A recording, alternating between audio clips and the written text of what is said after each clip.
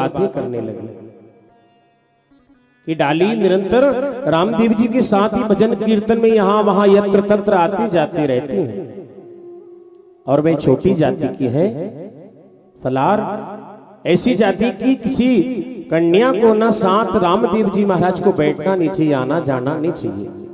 विचार करें आप, परमात्मा का अवतार किस लिए हुआ कि छोटे बड़े का भेद मिट जाए, जाति पाति का ना भेद मिट जाए, इसलिए तो अवतार हुआ।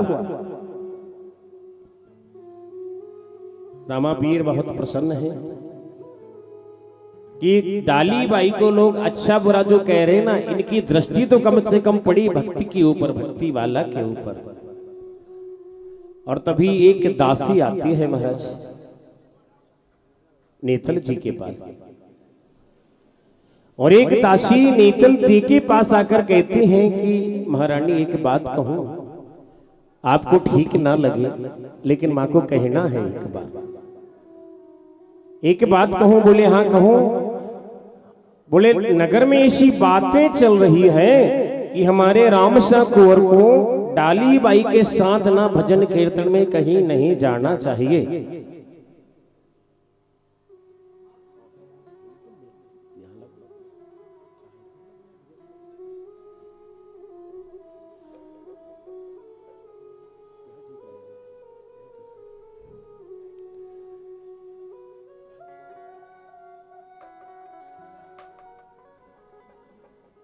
बोलिए राम शाह पीर की जय हो। एक दासी ने आके कहा महारानी नेतल देश से कि महारानी नगर में जो बातें चल रही है ना वो ठीक नहीं है, ठीक नहीं है बातें। हमारे राम शाह कुंवर पे ना ऐसी उंगली उठाई जा रही लोगों की तरफ से। देखो महाराज उस समय भी ऐसे लोग रहे कि वह डाली बाई के साथ पूरी रात्रि भजन कीर्तन में यत्र तत्र आते जाते रहते हैं, और डाली बाई ना छोटी जाति की है, और ये महाराज हमारे रामसा कुंवर को शोभा देता नहीं है ना।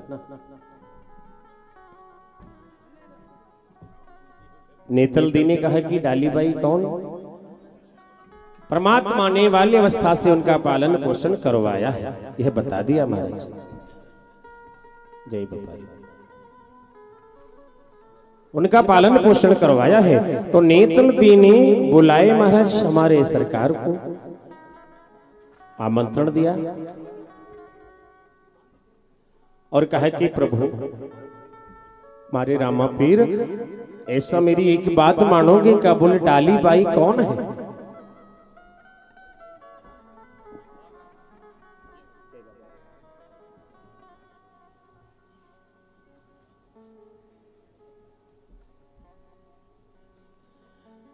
नेतल दी कहती हैं डाली बाई कौन है?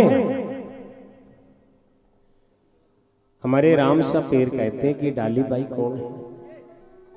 डाली बाई का और हमारा बस इतना रिश्ता है कि वह मुझे भगवान मानकर पूजा करती है, और उसने अपनी कुंडलियां जागृत करके अपने जीवन का सब जो श्रेष्ठ लक्ष्य है वह जान चुकी है।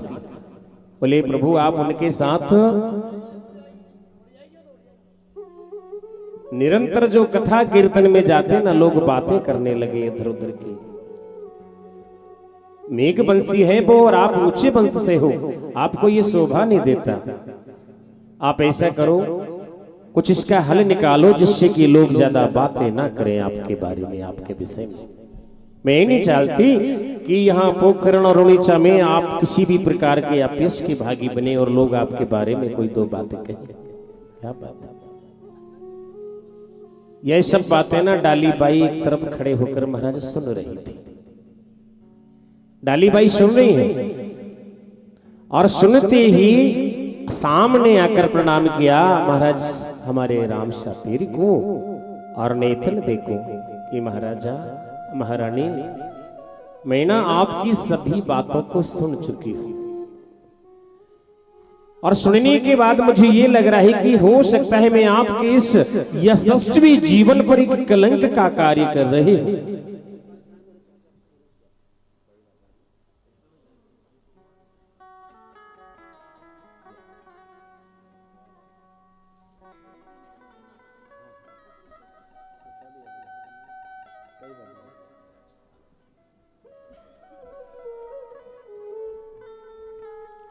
महाराज डाली बाई ने आकर प्रणाम किया। महाराज हमारे राम साधनी को और नेतल जी को प्रणाम करके कहते हैं कि प्रभु मैंने आपकी बातें सुन ली और मैंने ये निश्चय किया है कि आपके यशस्वी जीवन पर मैं कलंक नहीं बनना चाहती ना। मैं ये भवन ये नगर सब छोड़कर चली जाऊंगी। क्या बात है महाराज। हमारी सरकार ने कहा कि डाली भाई आपकी कोई ऐसी बात नहीं, लोग हम पर उंगलियां उठा रहे हैं आप पर नहीं। बोले नहीं प्रभु, उंगलियां आप पर उठे तब भी वह मेरे ऊपर, और कारण तो मैं बन रही हूं ना। मैं अब भवन में और नगर में रहूंगी नहीं। और ऐसा कह के ना डाली भाई नगर छोड़ के प्रातः काल चली गई महाराज। और जिस जाल के पेड़ पर मैंने कथा में कहा था तृतीय दिवस, जिस जाल के पेड़ पर एक भगवा वस्त्र का झूला डाला और वहां डाली बाई मिली थी, उसी जाल के पेड़ के पास जाकर ना डाली बाई अपना निवास बना लिया, वहीं रहने लगी।